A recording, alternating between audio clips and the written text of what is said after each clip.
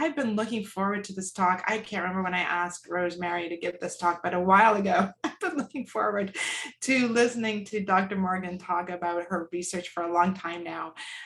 So before I begin, I'm just going to share my screen. I'll just do a little introduction before I give her bio, which if you've come to these, you will be very bored of this part of the talk. But very pleased to present Dr. Rosemary Morgan today. Before we begin, we'll do a quick land acknowledgement. We recognize that we live, work, and play and participate in a community on the unceded, ceded, and traditional territories. And here I'm talking about British Columbia, about the 203 First Nations, along with 38 Métis chartered communications, each of which possess their own unique positions in history here on this land that we now refer to as British Columbia. We acknowledge the importance of the Truth and Reconciliation Commission of Canada's call to action, the United Nations Declaration on the Rights of Indigenous Peoples, and the BC Declaration of Rights of Indigenous Peoples Act. In all of our work, we're committed to ensuring Indigenous women's rights to health and safety and the equal opportunity to participate in a manner that recognizes and respects Indigenous cultures and traditions. Today, I'm joining you from North Vancouver, which is part of the unceded homelands of the Coast Salish peoples, the Musqueam, Squamish, and Tsleil-Waututh First Nations. And I just encourage all of you that are located throughout North America, and I think beyond, depending on who is here today, to think about the traditional peoples on the lands that you reside. And if you feel so inclined, please do put a dedication in the chat. It's always nice to read those. So without further ado, I'll just first say, if you're joining us for the first time, we are the Women's Health Research Cluster. We're a worldwide community with over 300 members. We put on a number of events, including the seminar series, so please check us out. We have a lot of content on our YouTube channel as well. We try to support and link researchers that all have a common goal to improve sex and gender research and women's health. And there are a number of trainee awards. There'll be an announcement coming out shortly about that. So looking forward to that too. Please do look out for that. Please become a member if you're not one already. And support us if you feel so inclined. That was a very trip of the tongue there. So now I want to stop sharing my screen, but for some reason, that is off of my, there it is, stop share. So that I can now allow Dr. Morgan to share her screen, because you want to hear from her, not me. And I'll read out her bio and her fun fact while we're waiting for her. So Dr. Rosemary Morgan is an associate scientist at Johns Hopkins Bloomberg School of Public Health in the Department of International Health. She has expertise in gender, gender analysis, and intersectionality. She currently leads a sex and gender analysis core for the NIH-funded Sex and Age Differences in Immunity to Influenza. In addition, she's a co-primary investigator on a project exploring the gendered effects of COVID-19 in Bangladesh, Kenya, Nigeria, DRC, Democratic Republic of the Congo, and Brazil, and a co-primary investigator for risk and resilience in health workforce, understanding and supporting experiences of women's health workers during COVID-19 in British Columbia, Canada. She also coordinates the International Gender and COVID-19 Working Group. I learned a lot in the early stages of the pandemic from that working group. Prior to joining the Johns Hopkins, Rosemary was a lecturer in global health policy at the University of Edinburgh. Oh, I didn't know that. One of my favorite places in the whole world. And a research and teaching fellow at the University of Leeds.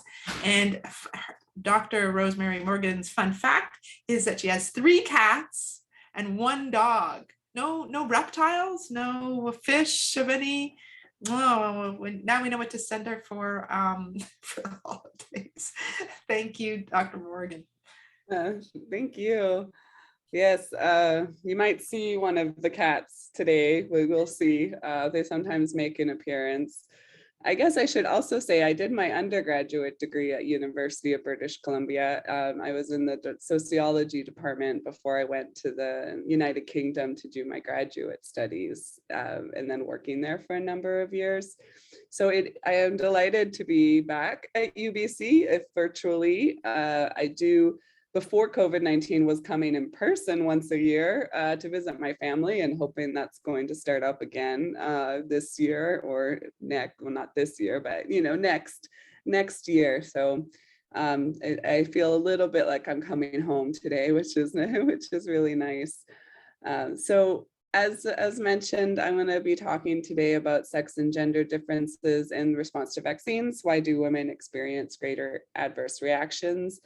As was mentioned, I work on a number of projects as a gender specialist, and this is, you'll be focusing on really one main project today related to influenza, but also my COVID-19 work. And it was mentioned there, we have our study looking at the gendered effects of COVID-19. We have a website. I can share a link in the chat box for that. And the working group, anyone is welcome to join the working group. It's mainly a Google group that has over 700 members now, and we meet once a month. Not that many, 7 people come to the once a month, but there's a number of subgroups, and it's really just a place to share resources and upcoming events, and even job opportunities are being shared on there. So if it is of interest, I will put the link to the website, and you can request to join through the website.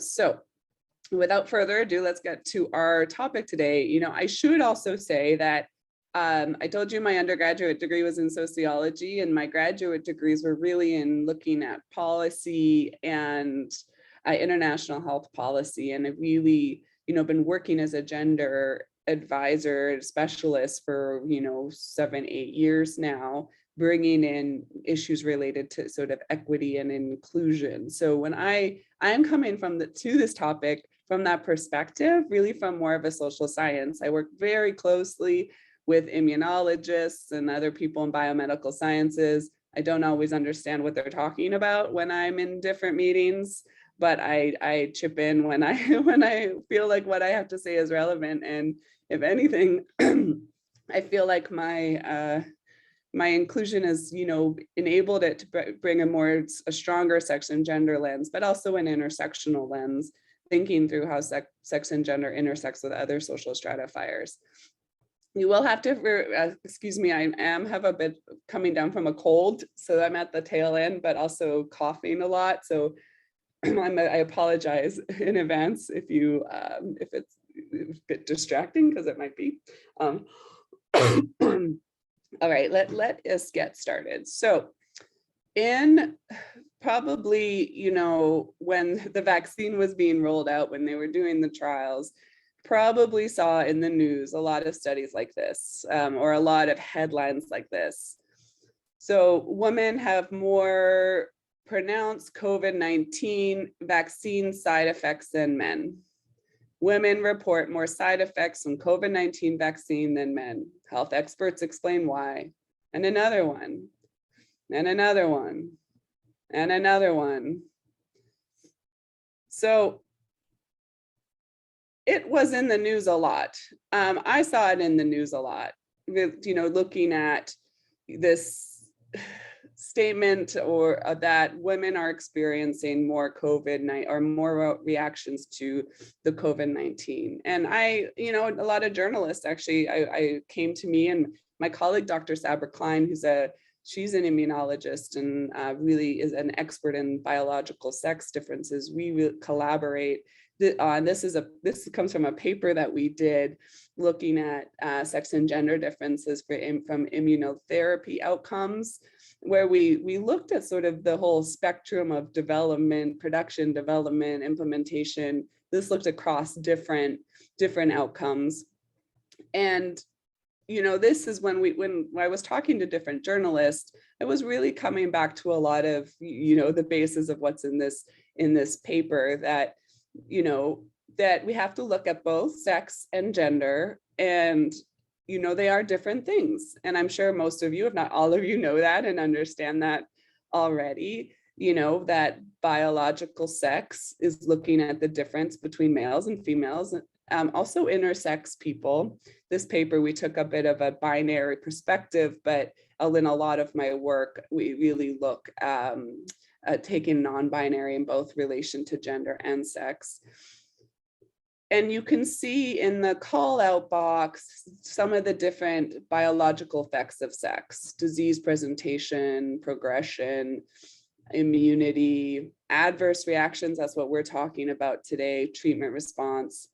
And then in gendered effects, all the things that sort of influence our outcomes, you have things like inclusion in studies, engagement in risk behaviors, access, treatment, adherence, your response to adverse reactions. What do you do when you get an adverse reaction? Do you ignore it? Do you seek help? Do you report it?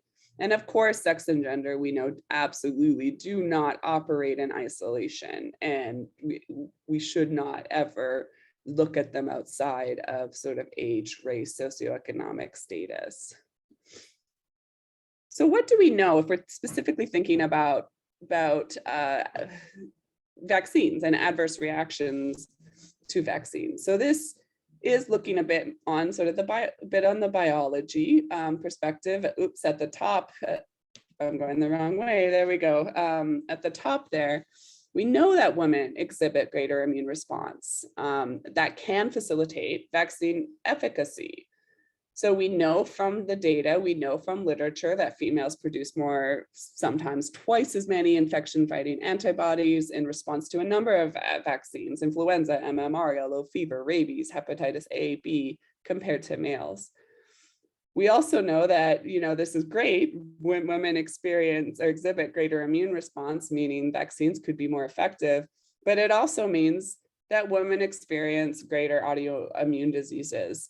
I think about one of the quotes is about 80% of autoimmune diseases are women. This paper says, compared to a rate of 2 to 1 compared to men, and that's a big deal. And we know, from the data that women do report experiencing more frequent and more severe adverse reactions. You go to any of those newspaper articles that I showed at the beginning, there's, experts and data and people talking about that. One of the things I think we have less data on, but from looking at the literature that looks at gender and looks at sort of masculinities, femininities, different gendered behavior between men and women, it may be that women report more side effects than men when symptoms are the same, such as experiences of pain and discomfort, due to it being less socially acceptable for men to show weakness. There's a lot of data out there, not necessarily related to adverse reactions, but showing, men's care-seeking behavior is different than women, reporting when we feel ill or unwell, going to seek health care. So how much is this about biology? How much is this about more gendered practices? Those are some of the big questions that I do think, we know some of, but we could have more information and data on. So what does some of the data related to the COVID-19 vaccine adverse reactions? And this is some of the data from the early days when the vaccine was sort of rolling out. And this comes from the CDC in the United States. And if you look at the safety data from the first 13 million doses of the vaccine, that 79% of the reported side effects came from women, even though women made up 61.2% of the vaccines at the time. And that the majority of the rare anaphylactic reactions to COVID-19 have occurred among women. And when at the time of this data, the majority was like in some cases 100%, in some cases 90%. It was quite a lot. So, women are reporting and are showing more adverse reactions. I definitely think biology, has a huge part to play in that. What about some other vaccines? So not just COVID. Here's some research, some data from looking at the literature. In a 2013 study, scientists found that 4 times as many women as men between the ages of 20 and 59 reported allergic reactions after receiving the flu shot, even though more men than women had gotten those shots. And then another study between 1990 and 2016 So a longitudinal study found that women accounted for 80% of all adult anaphylactic reactions to vaccines.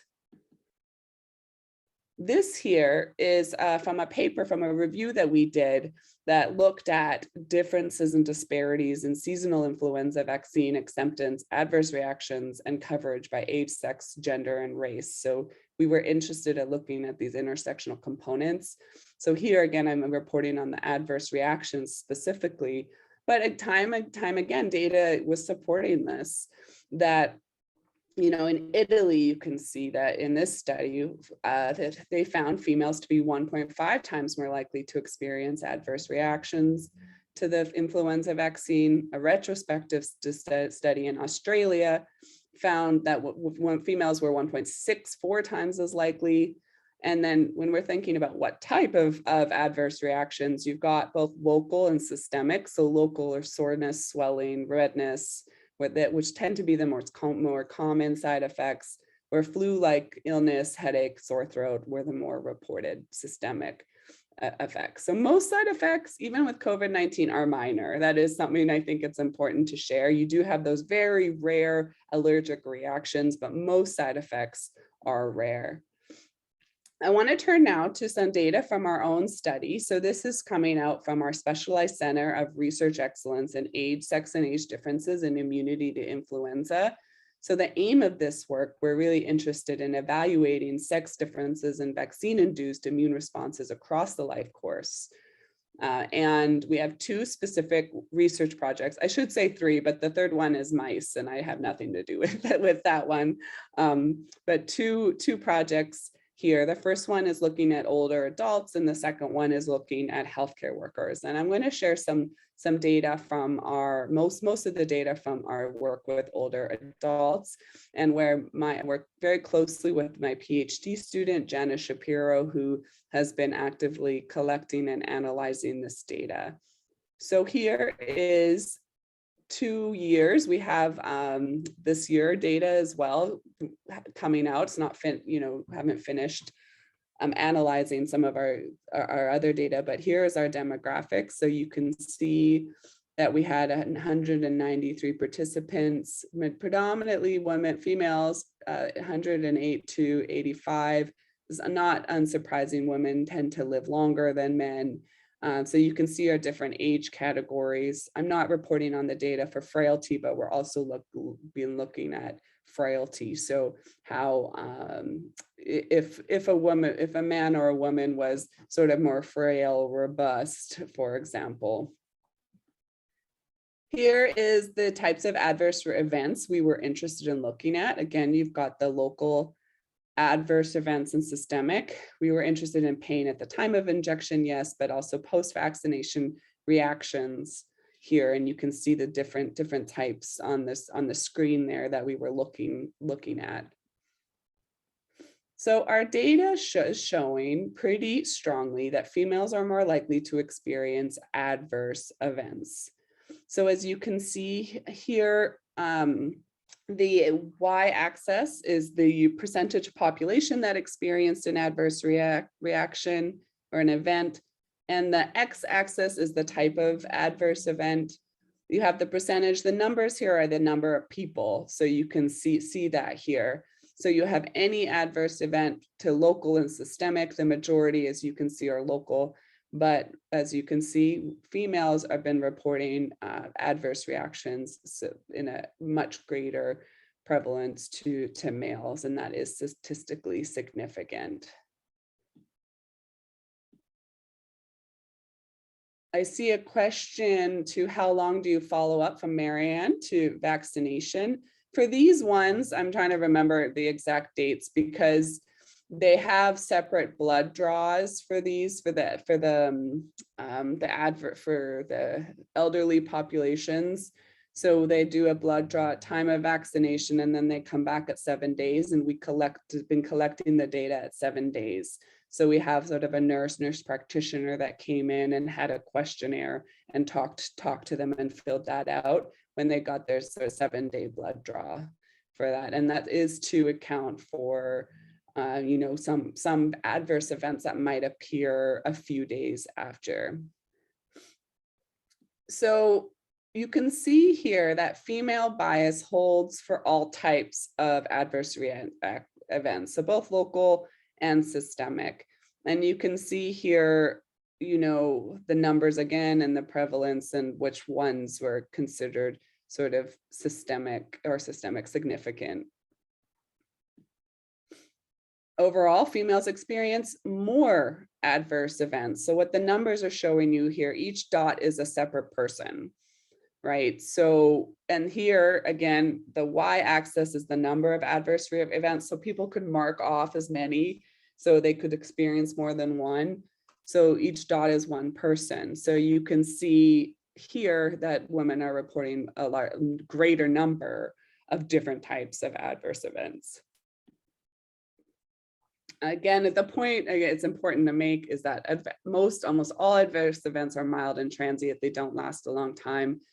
We have moderate and mild. No one, we had severe and no one marked that. The duration, most, as you can see, between 4 and 48 hours. So it's not, we're not having great severe adverse events. And I did see your question, Suzanne, about men tending to report. You did talk, this is one of those things that I'm really interested in knowing more about as a gender researcher, about the underreporting, how much of this is behavioral versus, biological. And I presume, looking at other data from other studies, that men would be more likely to underreport adverse events. I think we need more work. We need more research to really clarify that in relation to adverse reactions. I mean, they are very mild, right? A lot of the time. With this study, we haven't analyzed this data. We also put in a gender score into this data. So this time next year, we should have that data. I have a student working on that now, where we're actually we're not looking at likelihood of, underreporting, but different gendered characteristics and how they might equate with this. And interestingly, though, this is a bit of a side topic, but for older populations, the gender score we're looking at is looking at femininity, masculinity, as well as androgynous. And older populations, and this is backed up by other evidence, tend to show more androgynous characteristics. So gender characteristics about being masculine and feminine don't always hold as strongly for older populations. And we're interested in looking at what that means for reporting of adverse reactions here. So that's going to be really interesting to see when that comes out. So we also asked about adverse events impacting likelihood of future vaccination. And the point here is, while no participants reported being unlikely to receive a vaccine in the future, and you can see, we did, that women tend to report less, I'm getting ahead of myself here,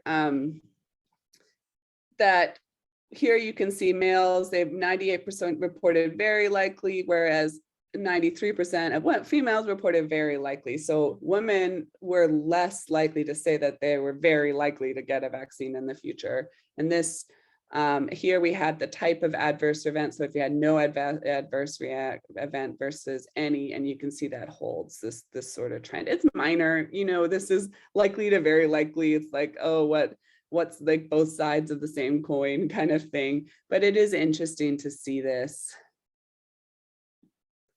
Here is just one slide of some of our healthcare worker data. We don't have as much data here. We had to stop data collection for COVID-19 with this group. This data is not, the results are not significant, but the trend is still there, which is interesting. And we're going to look at this more closely. We've also collected some adverse reaction data for COVID-19 that we'll be looking at. So you can see that the trend, you've got no reaction, any adverse reaction, local and systemic. And again, across the board, more men reporting no, more women reporting any, both in terms of local and systemic. So the trend is a similar trend, and we'll be interested to see more and further analyze this data.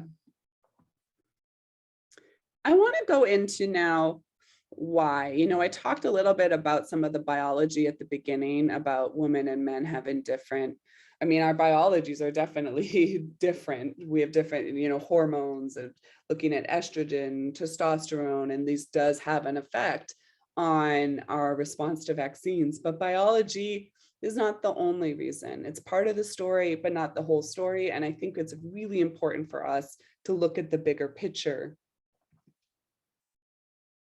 This, one of the big things I wanted to talk about was the historical neglect of women. This is a quote from one of the news articles that I was a part of, where we looked about what side effects between men and women. And as you can see here, what I was quoted as saying is how many drugs on the market today are based on dosages that were measured against the male body and then stated to be effective for everybody. So historically, clinical and medical research has neglected sex and gender differences. It's neglected women, really particularly. In the United States, it wasn't until 1993, which isn't that long ago, if you in the scheme of things, that women were excluded from clinical trials. And it was primarily due to fear of potential harm for any unborn children, fetuses, but they were systematically excluded from clinical trials. And therefore, the decision was to use the male body, so the default male, which was the norm against, different drugs were tested. And it wasn't just any male body, it was white male body of certain height, certain weight, and it was used as the standard against which everything else was measured. So if it worked for this hypothetical male and the men that were included, then it would be effective for everyone. And basing prescription dosages on clinical trials conducted on men does certainly represent a historical negligence, if you really think about it, in considering biological sex differences between male and female bodies. We have different bodies, and we react differently to certain things. And I do find the question, what can we learn from drug development when we're thinking about vaccines, to be really important. Because if the default male was used for a lot of drugs, what does it mean for vaccines as well? So many of the drugs in use today, some of them have been approved based on this clinical research, and it is harmful. And when women are included, even today, when they're being included, outcomes in men and women are not often evaluated separately or compared, or people look at biological, they don't look at biological differences. We have a paper that we recently published called Stop Controlling for Sex, where we're saying, it's actually disservice when you're controlling for sex in your clinical and medical research, because what you're really saying, you're ignoring these biological differences.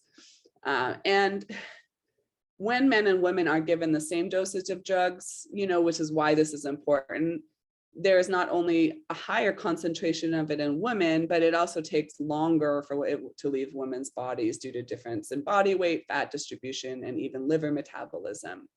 So the same dosage of a drug or vaccine can then affect men and women differently. We don't have a lot of data specifically looking at vaccines, but there was one study we found that showed that women's response to a half dose of the influenza vaccine was similar to men's response to a full dose. So, going back to the point about, because, women are tending to mount stronger immune responses than men, giving them the same dose may be unnecessary. It may be unnecessarily contributing to the increased rate of adverse reactions that are being reported by women. And if you think back to that data, that we asked, what is your likelihood of getting a vaccine? And women are reporting, if I had an adverse reaction, I'm less likely. Can we do something from a public health perspective to make, that vaccines are still safe? Even though you're experiencing adverse reactions, they're still, for the most part, very safe. There are those rare, very severe reactions. but is there something that we can do to reduce adverse reactions among women to make it more acceptable for, or more women being more likely, and that the notion of adverse reactions isn't going to prevent them. And then also, I mean, some of it is just from an ethics, if you think about it, the fact that we're okay with women experience more adverse reactions. I guess, I mean, this is a gender issue to me. If you think about, we're okay that things like birth control and the side effects that women experience, we've deemed that socially acceptable, but for men's birth control and any adverse reactions was not okay, and we see evidence of that. So I guess we shouldn't be surprised that we say, okay, women are experiencing more adverse reactions, that's fine. I see your question, Bevan, but unfortunately I don't know the answer to that. And if anyone in the audience knows of any long-term effects have been linked to ovarian function, please do respond to Bevan there. That would be great. So I wanted to go for a few more examples here, just to see, well, how has this played out? Again, we don't have a lot of data within vaccines, but I think we can learn a lot from the drug development. So, oh, I see a spelling, of course you see a spelling mistake at the moment, but this should say, are heart attack symptoms universal?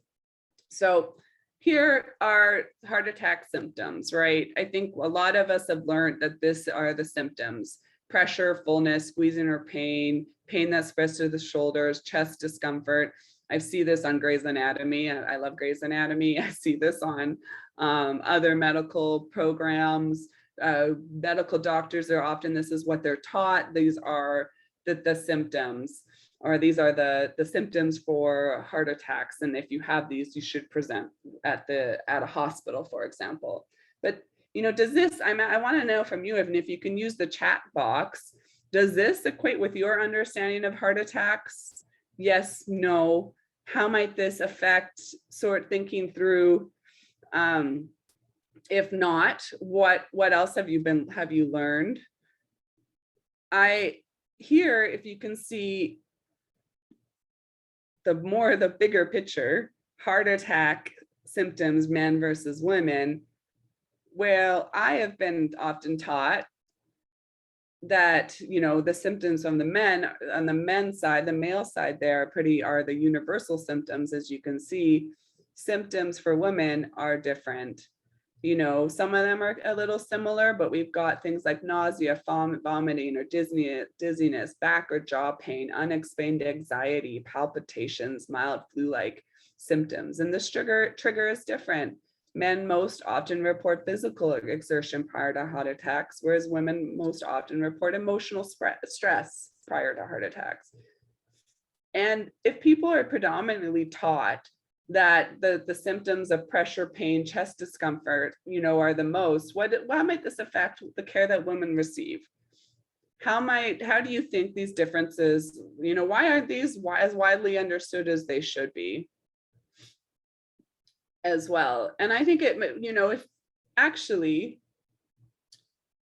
cardiovascular disease, as you can see here, develops 7 to 10 years later in women than in men, and is still the major cause of death in women. So as we can see in the data and the evidence, heart attacks actually death from heart attacks, mortality is going down among men, but it's actually going up among women. And then the risk of heart disease in women is often underestimated due to the misperception that females are protected against cardiovascular disease, and that the under-recognition of heart disease and differences in clinical presentation in women lead to less aggressive treatment strategies and a lower representation of women in clinical trials. I think it would be, bringing in an intersectional lens and thinking about how race intersects with this is very important, because we know as well, there's certain things about women not being believed when they say that they're in pain. And then it's even worse for minority women, or they're not being trusted or believed there. So I think, this idea of the default male here is having huge consequences on women. Ambien is an example that's often used. Many of you have probably heard about it before. This Ambien is a common sleep drug. And what was happening is that evidence was showing that women, women in the morning, there was this number of car accidents that were happening, and researchers looked at why is this happening? And they found a link between the car accidents and the Ambien sleep drug that women were taking. And what was happening is that the standard dosage is 10 milligrams for Ambien, and then when men take 10 milligrams, when they wake up the next day, it had completely gone out of their system. But for women, it was still in their system. So when they woke up in the morning, it was still in their system, and it affected their driving for huge real life consequences. The FDA had taken action and can seize women at greater risk, and also announced that women should be taking 5 milligrams. However, this isn't always the case. I've actually taken Ambien before and was given 10 milligram and told that was the appropriate dosage for me. So the historical neglect of women and the real life consequences, as we've seen, is one reason I think that, that one part of the story here, a huge part of the story. Another one is lack of sex and gender desegregation, which is very much related to the historical neglect of women. This here is just a map of the global availability of sex desegregated COVID-19 data, and you can see, you can go to the website Global Health 50/50. They have, they're updating their data all the time, and you can see the difference in countries. In some contexts, countries had that data, they just weren't reporting on it. Others, they aggregated that data. Others haven't been collecting it at all. So, and then to this day, now clinical trials do often include women, although pregnant women still tend to be a group that is underrepresented. There's still a lack of sex and gender desegregation or gender analysis, even though women are being included.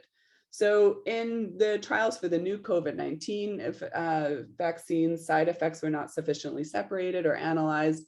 They didn't really also ask any sex-specific questions like, how did it affect your menstrual cycle? Did it affect your menstrual cycle? And if so, how? And it wasn't until only after that we saw women reporting that they felt that there were changes in their menstrual cycle, right? And so those studies were not designed from the beginning with a gender lens, so we're asking questions that were only relevant to females. So this lack of sex and gender desegregation and analysis remains to this day.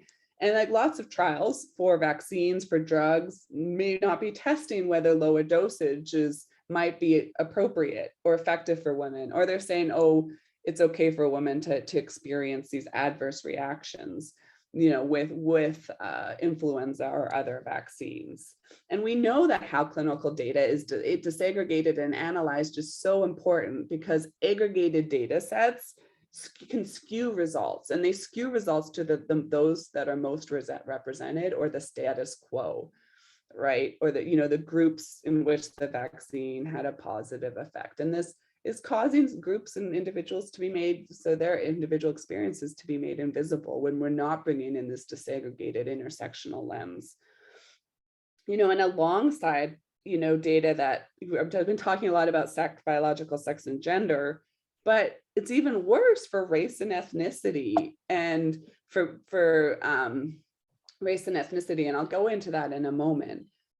Here's just some evidence from the influenza research and vaccine studies about how they're just not even desegregating their data by sex. So how do we know, right? So here, one systematic review showed that specifically looked at injection site reactions, found that data would differentiate by sex in only 57 studies. And of those, 54 reported sex-related differences, with female children and adults reporting greater pain.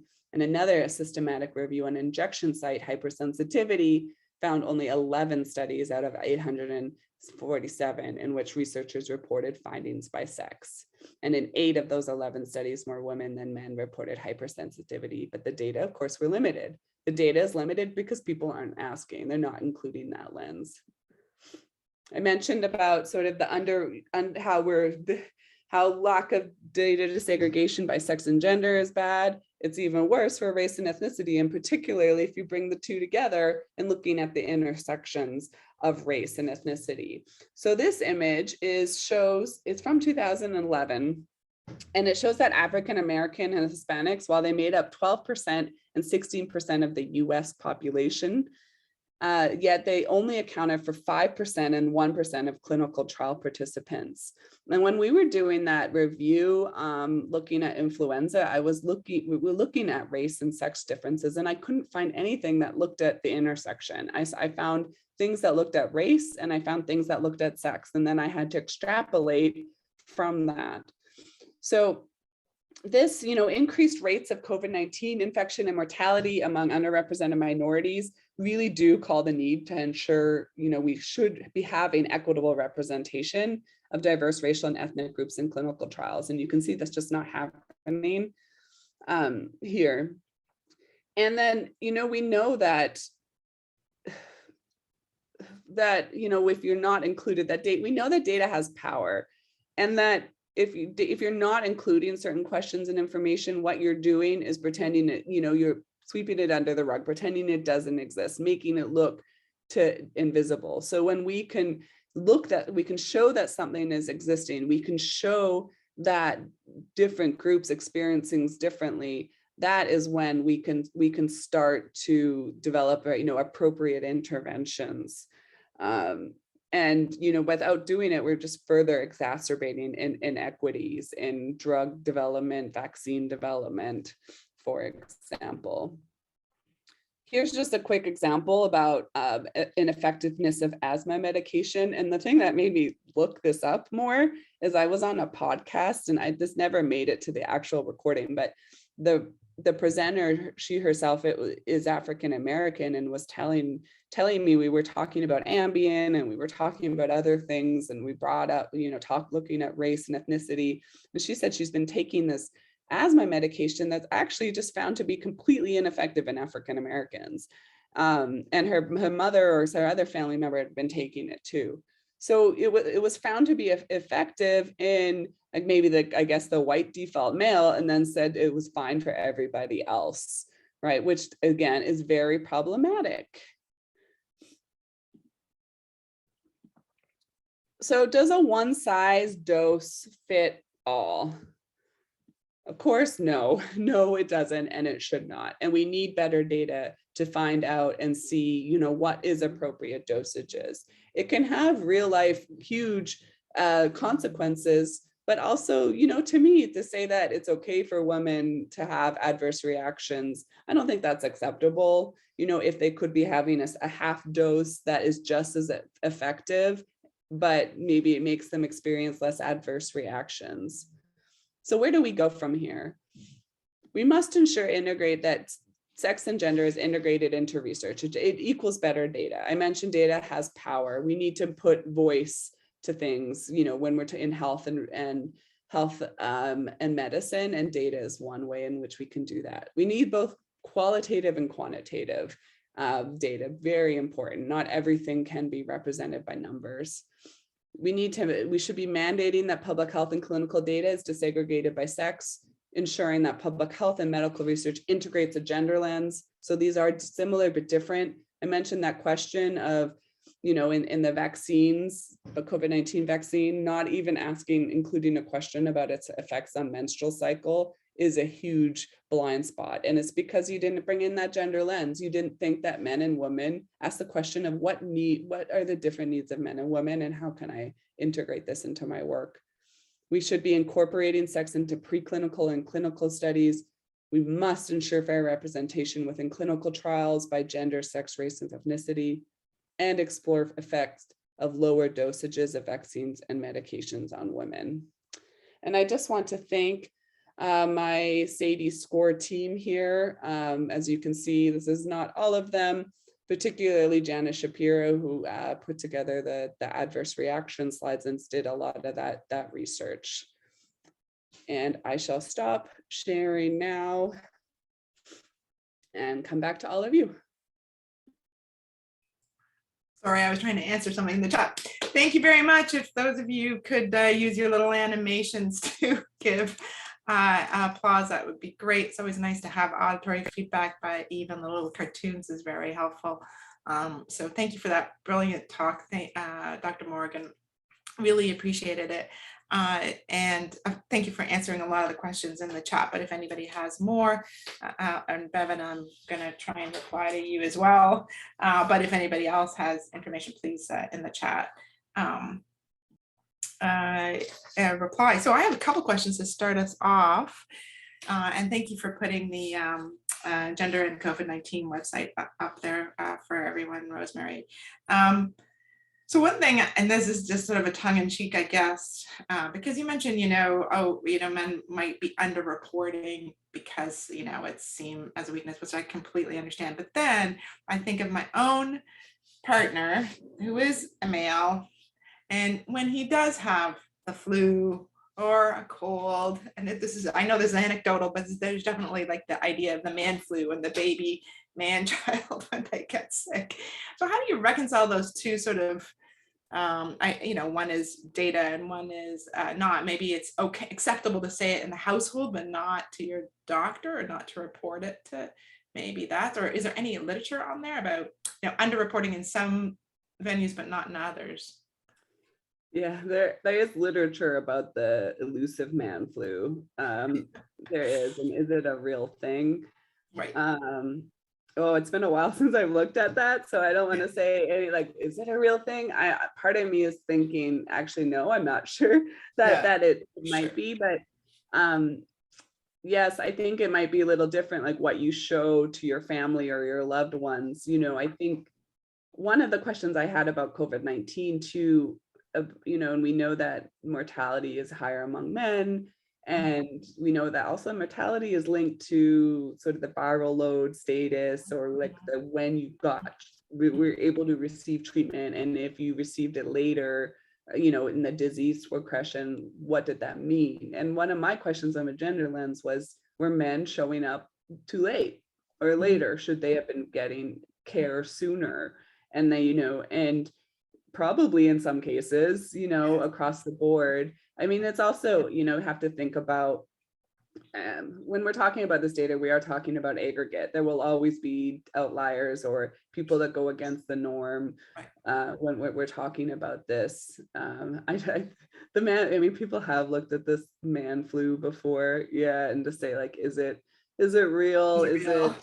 Yeah, I guess that's been a while since I looked, but if you Google it in like Google Scholar, you'll find. Oh yeah, Nafisa Ishmael has a little bit of stuff like in animal models, but that showing that you see greater immune responses to flu. I think it's LPS, lipose polysaccharide. I mean, it could be if women are having greater immune responses, to vaccines, does it mean that they have better fight antibodies, like more, they do have, their antibody response is different. Are they fighting off disease better? Or and that's why, it's kind of interesting, right? Because like, as you said at the beginning, the sex and gender, it's, even though I am more of the sort of on the sex side, it does become sometimes impossible to tear them apart, and maybe that you shouldn't, right? Maybe you always should consider them. So the other question I had was, and I don't know if there's any data on this, but again, considering that probably not, considering that people don't often disaggregate the data or analyze it by sex, across cultures, across disciplines, it's an unfortunate reality. But I'm wondering, for those of you, I'm sure most of you on the call will know this, but you see very stark differences between the vaccinated and the unvaccinated in terms of caseloads for everything, but hospitalizations, severe illness, death, even infections, at least so far in BC, and I know in other places as well. I'm wondering, has anybody looked at sex difference? So given that, you'd be talking about low numbers, but again, if you could aggregate across a variety of countries, it would be really interesting to look at whether or not in the vaccinated group, because of these stronger effects in females, do you see even fewer with severe disease and hospital? Do you know of any data that started to look at that? Or? Oh, I don't, but it is an excellent question. So I mean, maybe also to post to the gender and COVID-19 working group, now that we're having more more of this data. And, we are, the data I have seen has been aggregated about hospitalizations Same. and breakthrough Yeah. cases. I haven't seen, and the thing is they have the sex disaggregated data, a lot of them, especially high income countries. They're just sort of not reporting. And then sometimes you may not find much of a difference, but I think it is our obligation to always report the sex disaggregation. And even by, even more, other disaggregated, even if you don't see a difference, because we need to make it the norm. Right. Right. And if no sex difference is a really important finding, right? Right. We can only see that if you show those numbers. Right. No, absolutely. I mean, you're preaching to the converted here. And I'm wondering about long COVID. Do you know any? I mean, I've seen a few news articles that suggest that it's more likely to occur in females and women, and I'm just wondering if you've seen anything on sort of a gender sex bias in long COVID in your. Yeah, just questions. It's the same with like the menstrual cycle. People are starting to research it now and study it more. It's a little tricky when so much after the fact and so many people are vaccinated. Long COVID, I think they're also really struggling to be heard, a lot of the people, and be believed. And that's also goes, if it is more women, that goes hand in hand with gender. We know women tend to be less believed. And I was reading an article about long COVID the other day where a woman was telling her story and like stories of others, how they'd show up to hospitals and not be believed. And it's even worse for women of color. And, and then sometimes as well, they weren't necessarily diagnosed with COVID at the time, especially if they got it in the early days. So if you are not actually tested for COVID and come out positive, it's hard for them to say that what you have now. I could hypothesize that women have more robust immune system, or and we have more autoimmune diseases that could very much be impacting long COVID in that sense. It's the same as the different audio similar, I would imagine, to the effects and women's experiences with autoimmune diseases. A lot. No, I can completely appreciate that, and there's definitely a dissertation or 2 or 15 in that, that data if anybody chooses to look at it. Now I'm wondering. So, I don't. This is going to be some work that I've done with in BC here with the BC Women's Hospital and WHRI, the Women's Health Research Institute. So we did a survey a while ago, and I'm pretty sure that other studies have found the same thing, that before the COVID-19 vaccines were available, more men than women said they were willing to take the vaccine. Like, again, they're very high numbers, but it was more men. But then in practice, it looks like it's more women than men that have received the vaccine. Is that true? And then why might that be? Because that suggests like a sort of a gendered component there. Yeah, I'm just also looking, Adelaide has done a review specifically on gender and long COVID, which is great, and saw that seemed to be more affected by long complications. Oh, Adelaide, great. Looking forward to that. So the interesting thing is, like, even in our influenza study, women actually tend to be more vaccine hesitant overall. And a lot of people think that's like potentially equated with having children and thinking through, and we don't, but that at the same time, women tend to get more vaccines than men. And it's also partly because women come into contact with the health center a lot more than men. So if you're coming in for maternal health or sexual reproductive health, you might be getting your regular COVID shot. So you are COVID, sort of different vaccines. So while you might be more vaccine hesitant, you are coming more into contact with medical professionals, which might change your way, and it's also very context specific with COVID-19, because there's certain countries like Bangladesh, there's a huge gender disparity, and even in parts of India, of way more men getting the vaccine than women. And so it's definitely differs. Yeah, it's interesting. Stephanie, you have your hand up. Do you want to unmute and ask a question? Sure. Hi, Dr. Morgan. I really enjoyed your talk, and you have made so many great points about sex differences and racial ethnic disparities. I really enjoyed it. And I also particularly loved your phrase that data is power. And I was wondering if you have thoughts on how we get folks who have been historically harmed by biomedical research to willingly participate, and also how we get researchers to incorporate diversity, like willingly incorporate diversity into their samples instead of just using a a sample that's maybe easier to get, especially since like sex as biological variable has been resisted on a lot of them. So, and you would think that would be the low. No, it's a great question. You'd think the sex as a biological variable would be the low-hanging fruit, right? Like, come on, this is like the least you can do is disaggregate your data by sex, right? And people are this. So how do you get people to disaggregate even more? You know, I'd love to have the right, like an answer for you. I think it's, education, training, also policy, getting things mandated. I think in Canada, you guys, I'm Canadian too, I just don't live there. I'm American, so it's a little different here. we swap places. Yeah. No, Stephanie's still in the US. Oh, I'm in the US. Yeah. Okay, then. Okay, great. In Canada, like the CIHR, I know has really mandated, the different people, which I think is like a lot of other funders don't but a lot of the times it becomes a tick box exercise, most definitely. And I've reviewed a lot of proposals like that, but it's at least a step in the right direction. How do you, I'm in Baltimore. There's huge racial disparity here. There's a lot of questions, a lot of mistrust from minority communities. This is also like where Henrietta Lacks, and her story with her cells being stolen from her and without consent and being used. And so this is the huge conversations. Hopkins has a long way to go. Like it's doing a lot, but it's not there yet. We also, are interested in looking at bringing in those questions. And I think it's through things like community engagement. It's through bottom-up approaches. We've got to get away from sometimes our traditional way of doing research. Sometimes it's also, I think some of the problem is funding. If you're only funded for a year or two, it doesn't allow us to do this type of work that's needed. Building trust is so important.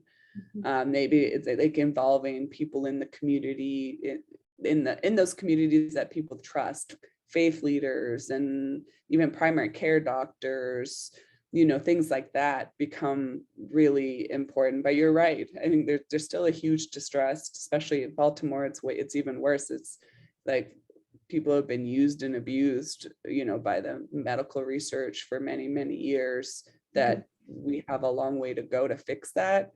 And for me, I think sex desegregation is not enough. You have to do the intersectional look and looking at race. If you can't look at the exact intersections, at least look at sex and race and age, and then you can sort of extrapolate what you're seeing there. If your data sample sizes aren't big enough or something, you can still look for trends and things like that. It's sort of the same questions I have about how do you do gender transformative work. It's always about process and engagement. Yeah. Thank you for that. I was really interested to the answer as well, Stephanie, because I think that is a huge hurdle for really the entire world, scientific world, really. I do think there's some major barriers there, and we've got to break those down because knowledge is power, and we should never be afraid of knowledge because it's going to help us restore those health inequities, I would say. So I'm mindful of the time, so I am going to end by saying that I really appreciated the title, Stop Controlling for Sex. I tweeted that out. I thought it was fantastic. I really like that. And I think you need another one on Stop Controlling for Race too, right? So I think that's also really important. I mean, this group is, more on the sex and gender approach, but I think that intersectionality approach is really key. And, as bad as it is for sex and gender, it's even worse for race. So I think that was really great for you to point out. So just join me in thanking Dr. Morgan again for a great hour of discussion, talk and discussion. Thank you so much. Thanks, everyone.